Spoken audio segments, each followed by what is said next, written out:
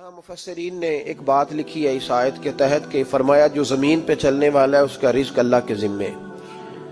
فرماتے ہیں کہ یہ اللہ نے ہماری عقل کے مطابق ہم سے بات کی ہے، ورنہ آسمانوں میں جتنی مخلوق ہے رزق اس کا بھی اللہ کے ذمے ہی ہے.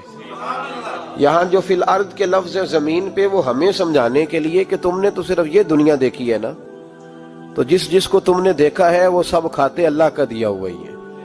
تو جو ہم نے دیکھا تھا رب کریم نے اس کے مطابق ہمیں سمجھا دیا. فرمایا کچھ تو تم نے دیکھے ہی نہیں، چلو ان کی تم سے بات نہیں کرتے، پر جو تم نے دیکھے ہیں ان سب کا رزق کس کے ذمے ہے؟ اللہ کے. میرے محبوب کریم علیہ الصلوۃ والسلام نے فرمایا اللہ پہ بھروسہ رکھ کے سویرے نکل جانا رزق کی تلاش میں. کس پہ بھروسہ رکھنا ہے؟ نکلنا تمہارے ذمے ہے. یہ نہ کہنا کہ گھر بیٹھوں گا تو یہیں آئے گا، نکلنا تمہاری ذمہ داری ہے. جتنی ذمہ داری ہے وہ پوری کرنا. اللہ پہ بھروسہ کر کے نکل جانا تمہاری ذمہ داری ہے. رب کا ذمہ ہے تمہیں رزق دینا، وہ ضرور تمہیں رزق پہنچائے گا. یا رسول اللہ صلی اللہ علیہ وسلم کس طرح پہنچے گا؟ تو ذرا حضور کے لفظوں کا حسن بھی دیکھیے. نبی پاک صلی اللہ علیہ وسلم نے فرمایا جس طرح موت تمہیں ڈھونڈ لیتی ہے نا کہ تم کہاں موجود ہو، جب وقت آتا ہے تو انسان پاکستان میں ہو تب بھی آ جاتا ہے، جدہ میں ہو تب بھی آ جاتا ہے، مکہ میں ہو یا مدینہ طیبہ میں وقت پھر بھی آ جاتا ہے. فرمایا جس طرح موت تم جہاں بھی ہو تم تک پہنچ جاتی ہے نا، اس طرح تمہارا رزق بھی تم جہاں موجود ہوتے ہو اللہ وہاں پہنچا دیتا ہے. تو یا رسول اللہ صلی اللہ علیہ وسلم کس انداز میں؟ تو فرمایا نکل جانا تمہاری ذمہ داری ہے. فرمایا سویرے پرندے بھی نکل جاتے ہیں اور شام کو جب لوٹتے ہیں تو اللہ انہیں پیٹ بھر کے روزی عطا فرماتا ہے. حالانکہ ان کو نہیں پتا ہوتا ہمارا کارخانہ کہاں ہے، ہم نے کہاں جا کے مزدوری کرنی ہے. ان کو نہیں پتا ہوتا کہ ہمارا دفتر کہاں ہے، ہم نے کس آفس میں بیٹھنا ہے. ان کو نہیں پتا ہوتا کہ ہم نے کہاں جا کے مال خریدنا ہے اور کہاں سے ہم نے پھر اس کو دوبارہ بیچنا ہے. انہیں خبر نہیں ہوتی. اللہ پہ بھروسہ کر کے نکل جاتے ہیں. نکلنا تو تیرے ذمے ہے کہ نہیں؟ فرمایا وہ تو ڈیوٹی کر، شام کو اللہ جو رب پرندوں کو روزی دیتا ہے وہ تجھے بھی عطا فرمائے گا. تو جس حال میں ہے، چونکہ تو نے اپنا یہ حال خود نہیں بنایا، جس نے بنایا ہے وہ بڑا بہتر جانتا تھا کہ تو اسی حال میں اسے اچھا لگتا ہے. تو اسے اسی حال میں، ایک بزرگ تھے تو ان کی طبیعت بڑی علیل ہو گئی، بیمار ہو گئے، تو اللہ نے آزمائش دی تو کیڑے پڑ گئے وجود میں. ایک کیڑا یہاں سے کھا رہا تھا، اللہ والے بڑے راضی رہتے ہیں اس کی رضا پہ. تو کیڑا یہاں کھا رہا تھا تو نیچے گر گیا، تو بابا جی نے اٹھا کے پھر وہاں رکھ لیا. کہنے لگے جب اس نے تیری ڈیوٹی مجھے کھانے کی لگائی ہے تو میں اس بات پہ راضی ہوں، تو نیچے کیوں گرتا ہے؟ بس ٹھیک ہے کھا، جب اس نے تجھے ڈیوٹی جو تیری لگائی ہے. سالبہ بن عبد الرحمن ایک صحابی تھے، سالبہ غالباً نبی پاک صلی اللہ علیہ وسلم کی خدمت میں آئے. کہنے لگے یا رسول اللہ صلی اللہ علیہ وسلم غربت بڑی ہے، میرے لیے دعا کریں اللہ زیادہ مال دے. تو محبوب صلی اللہ علیہ وسلم نے فرمایا تو جس حال میں اچھا ہے وہ تیرے لیے بہتر ہے، جس میں تو ہے وہی حال تیرے لیے. مشکل ہے نا یہ جواب سننا. یا رسول اللہ صلی اللہ علیہ وسلم دعا کر دے. تو محبوب نے کیا فرمایا؟ فرمایا تو جس حال میں ہے نا وہ حال تیرے لیے بہتر ہے، اسی میں رہ. کہ نہیں حضور دعا کریں. فرمایا سالبہ تو باز آ جا. حضور دعا کریں. فرمایا تو باز آ جا. 2-3 دفعہ کا ضد کی. محبوب نے فرمایا جا، پھر اللہ تجھے زیادہ پیسے دے گا. چند بکریاں خریدی، اتنی برکت ہوئی کہ بکریوں کے ریوڑ بن گئے. پھر کچھ بکریاں بیچ کے گائے خرید لی، ان کے بھی ریوڑ ہو گئے. پھر کچھ اونٹنیاں لے لی، ریوڑ ہی ریوڑ. پہلے 5 وقت مسجد میں آتے تھے، اب فجر اور عشاء رہ گئی. پھر مال زیادہ ہوا تو مدینے شہر میں کوئی جگہ ہی نہیں، مدینے سے باہر حویلی خریدی، پھر جمعہ ہی رہ گیا. جمعے کے جمعے آتے. زکوٰۃ کا حکم آیا. میرے نبی کریم علیہ السلام نے حضرت ابو ہریرہ کو بھیجا. فرمایا جا اسے کہہ تیری زکوٰۃ بنتی ہے 2.5%. تو سالبہ کے پاس حضور نے پیغام بھیجا. پہلے تو کہا تیرے لیے بہتر نہیں مال. جب اصرار کیا تو بڑی برکت ہو گئی، بڑا آیا تو فرمایا زکوٰۃ دے. 2.5% زکوٰۃ ہے. اب جب سوچا کہ 5 اونٹوں پہ ایک بکری جائے گی اور بڑا سارا مجھے دینا پڑے گا. اب جب غور کیا تو یہ تو نہ کہا کہ میں نہیں دیتا، حضرت ابو ہریرہ سے کہنے لگے نبی کریم علیہ السلام کی خدمت میں عرض کرنا کہ میں خود آؤں گا۔ حضرت ابو ہریرہ نے آ کے عرض کی یا رسول اللہ صلی اللہ تعالی علیہ وسلم، حضور وہ کہتے تھے میں خود آؤں گا۔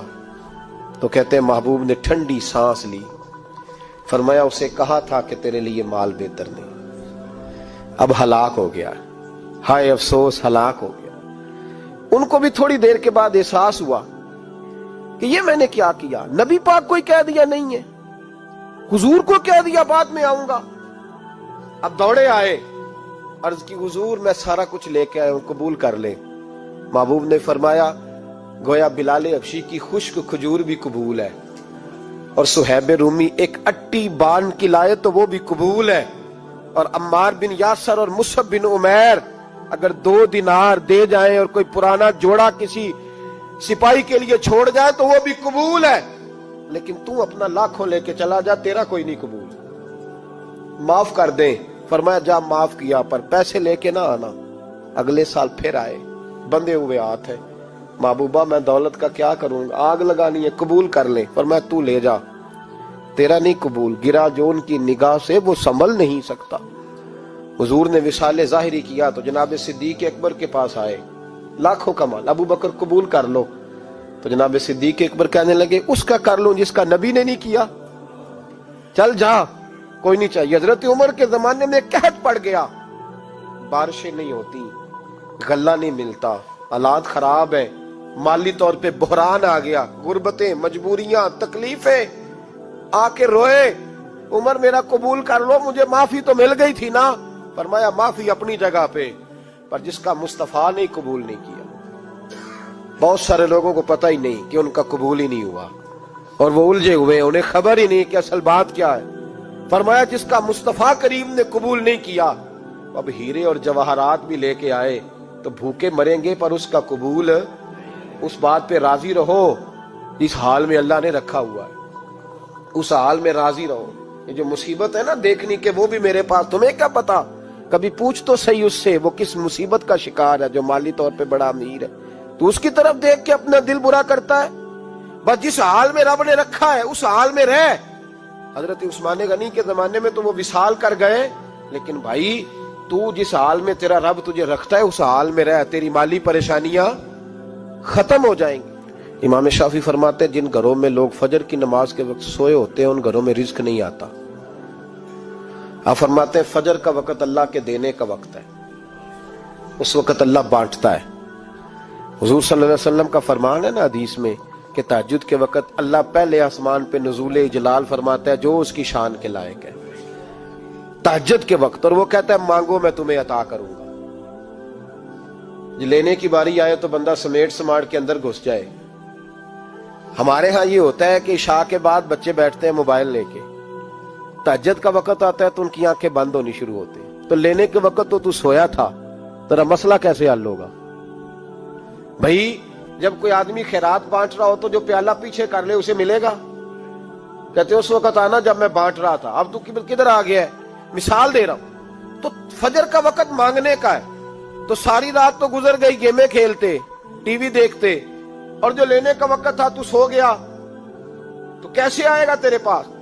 تو اٹھے سویرے، بندوں سے مانگ کے دیکھ لیا، بڑی عزتیں خراب ہوئی، فجر کا وقت اٹھ کے جھولی پھیلائے۔ میرے رسول پاک علیہ السلام فرماتے ہیں، رب فرماتے ہیں جب بندے میرے آگے جھولی پھیلاتے ہیں مجھے شرم آتی ہے، کیسے خالی واپس کر دو؟ تو اس کے سامنے جھولی پھیلائیں سویرے اٹھ کے، رزق میں برکت ہوگی۔ اور پھر ایک اور بات، 5ویں بات، رزق میں تنگی اس وقت ہوتی ہے جب ہم مال غلط جگہ پہ خرچ کرتے ہیں۔ اللہ مال دیتا ہے اپنے فضل سے، اور جب ہم اسے ضائع کریں، مثال دیتا ہوں، میرے پاس ایک شخص نے آ کے کہا حضرت جی بچی کی شادی ہے، یا میرا گھر میں کوئی بیمار ہے، یا بڑی آزمائش ہے، 10,000 کی ضرورت ہے، میں نے تھما دیا اس کو، پھر مجھے بعد میں پتا چلا کہ وہ تو عیاشی کر رہا ہے پیسوں سے، وہ تو چلا گیا کہیں گھومنے اور فلاں ہوٹل میں، مہنگے ہوٹل میں بیٹھ کے کھانا کھا لیا، تو میرے دل پہ کیا گزرے گی اس شخص کے بارے میں؟ بلا مثال و بلا تشبیہ سمجھانے کے لیے اللہ نے مال دیا فضل سے، اور اگر عیاشیوں میں لگا دیا، صوفیاء فرماتے ہیں کہ اگر ایک دھیلا تو حرام جگہ پہ خرچ کرے نا، ایک دھیلا، تو 1,00,000 دینار کی برکت تیرے گھر سے اٹھ جاتی ہے، ایک دھیلا حرام جگہ پہ۔ قرآن مجید کی آیت پڑھتا ہوں، رب فرماتا ہے وَمَنْ أَعْرَضَ عَنْ ذِكْرِي فَإِنَّ لَهُ مَعِيشَةً ضَنْكًا، بڑی سخت آیت ہے۔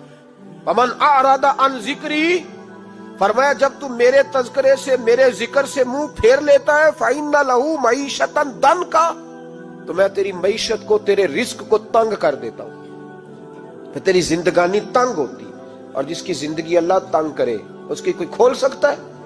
کہتا ہے بڑی جگہوں پہ گیا ہوں، بڑی پھوکے مروائی، بڑے دم کرائے، حالات صحیح نہیں ہوتے، تو مسجد آ کے توبہ کر۔ وہ کہہ رہا فَإِنَّ لَهُ مَعِيشَةً ضَنْكًا، اعلان ہے قرآن پاک کا کہ جب تو میرے ذکر سے منہ پھیرے گا، روٹی میری کھائے اور پیسے لے کے عیاشی کرے، مسجد آئی نہ۔ حکم تو یہ ہے کہ جتنی جتنی نعمت بڑھتی جائے سجدے بڑھنے چاہیے، لیکن ہم لوگ سجدے کم کرتے جاتے ہیں، فرض نماز بھی نہیں پڑھتے، پھر رزق تنگ ہوتا ہے، پھر اللہ کے عدل کا نظام چلتا ہے، پھر خرابی ہوتی۔ اس لیے یاد رکھیں قرآن مجید نے حکم دے دیا کہ اگر چاہتے ہو کہ رزق میں برکت ہو تو پھر رزق دینے والے کے آگے جھک جاؤ، پھر رزق دینے والے کے آگے جھکو۔ تو مالی پریشانی کا بہت بڑا سبب یہ ہے کہ ہم مسجد کی طرف نہیں آتے، دین کی طرف نہیں آتے، پیسہ ناجائز جگہ پہ خرچ ہوتا ہے۔